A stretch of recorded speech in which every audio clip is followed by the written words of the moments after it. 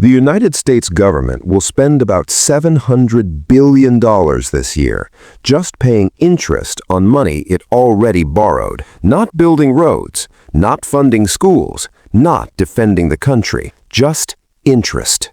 That's more than the entire defense budget, more than Medicare. It's the fastest growing line item in the federal budget, and most people have absolutely no idea it's happening. Here's the uncomfortable part. We're not even halfway through the story.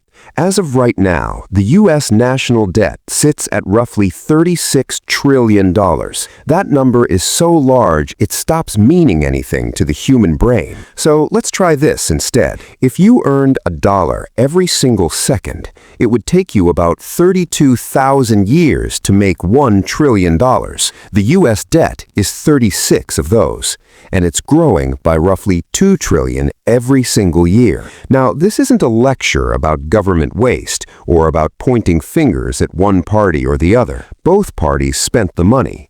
Both parties voted for it. This is about what happens when the math stops working and why you should care, even if you don't follow politics or economics, because whether you realize it or not, this debt is already inside your life. So let's back up.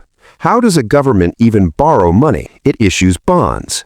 A bond is basically an IOU. The government says, give us $1,000 today, and in 10 years, we'll give you back $1,050.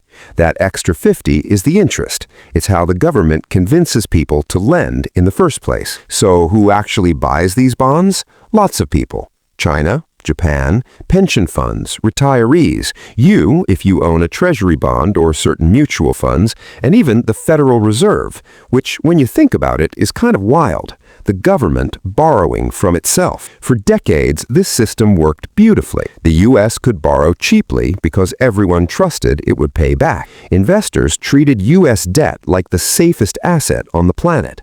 And for good reason. America had never defaulted.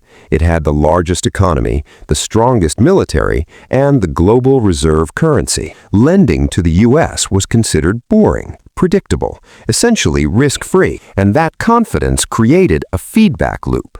Low interest rates meant borrowing was cheap. Cheap borrowing meant the government could spend more without any immediate consequences. And so it did, again and again and again. Now here's where it starts to get uncomfortable. In the year 2000, the national debt was about $5.5 trillion. The annual interest payment was around $360 billion.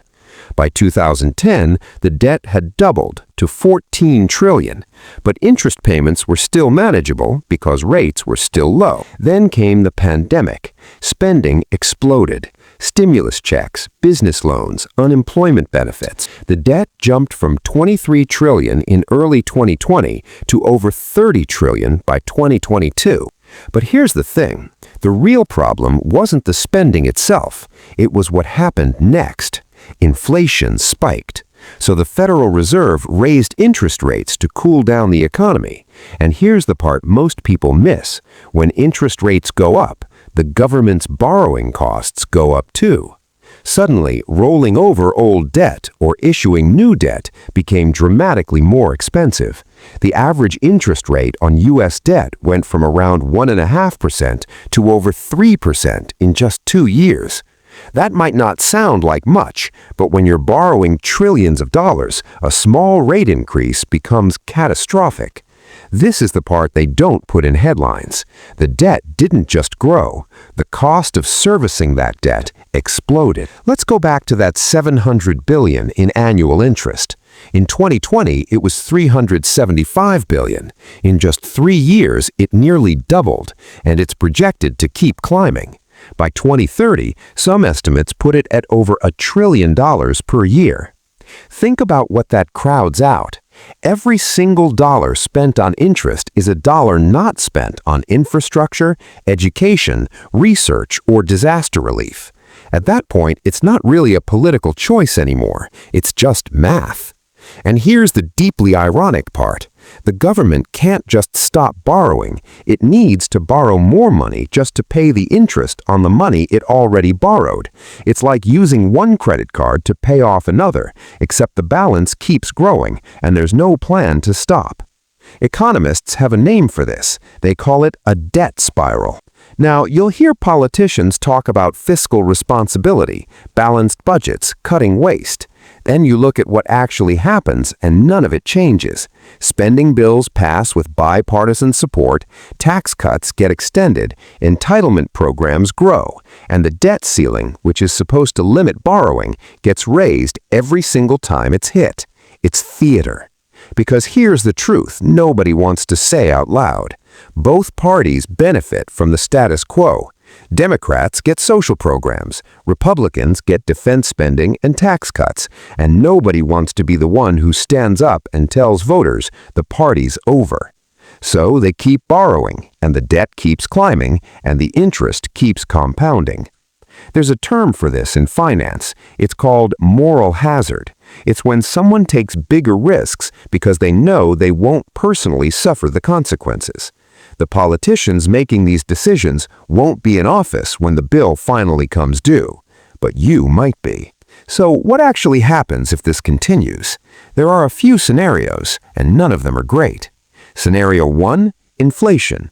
The government could try to inflate its way out of the debt, print more money, devalue the currency, and suddenly that $36 trillion doesn't feel so heavy.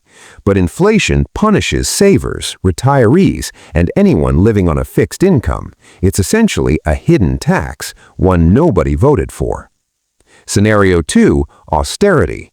The government could slash spending across the board, cut Social Security, Medicare, defense, everything.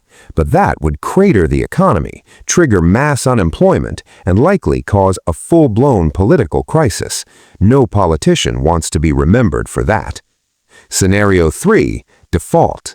The U.S. could simply stop paying its debts, but that would destroy global confidence in the dollar, send interest rates even higher, and potentially collapse the financial system. That's the nuclear option.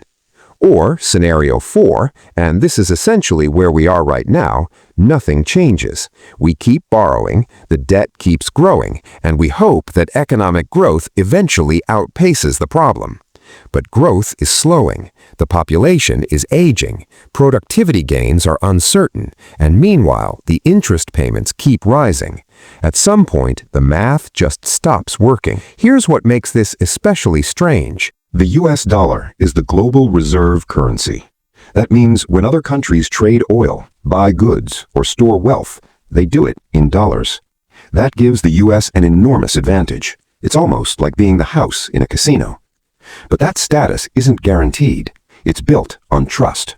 And trust erodes slowly, then all at once.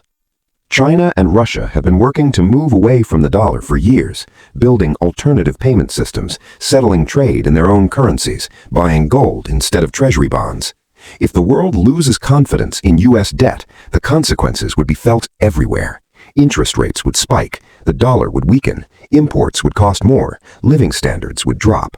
And it wouldn't just hurt Americans. The entire global economy is built on the assumption that U.S. debt is safe. If that assumption breaks, everything breaks. And here's the absurdity in all of this. The U.S. lectures other countries about fiscal responsibility. It pushes austerity measures through the IMF. It tells developing nations, cut spending, raise taxes, get your house in order. Then it goes home and borrows another $2 trillion. The rules, it turns out, are a little different when you're the one printing the reserve currency. But that status is also the trap. It made borrowing so easy that nobody ever had to make the hard choices. And now, decades later, we're all living with the consequences of decisions made by people who are long out of office. You didn't vote for this debt, neither did your parents, but you'll be paying for it. So what does all of this actually mean for you?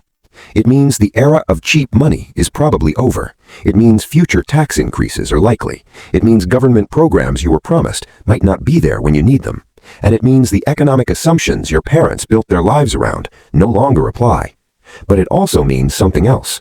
The people who understand what's happening, who see the math clearly, who prepare accordingly, they won't be caught off guard. They'll adjust, they'll adapt, they'll make different choices than the generation before them.